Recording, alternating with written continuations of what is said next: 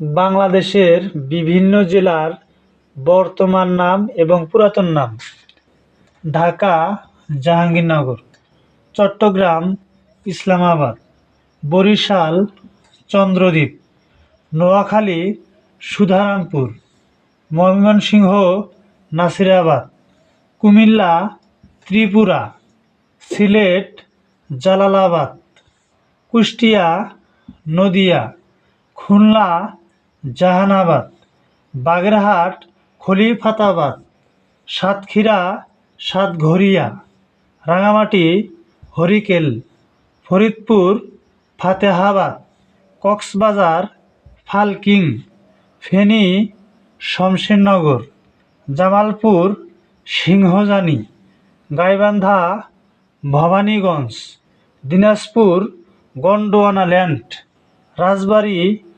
গোয়ালন্দ। আপনাদের যদি ভিডিওটি ভালো লাগে অবশ্যই একটি লাইক এবং শেয়ার দিয়ে পাশে থাকবেন। ধন্যবাদ।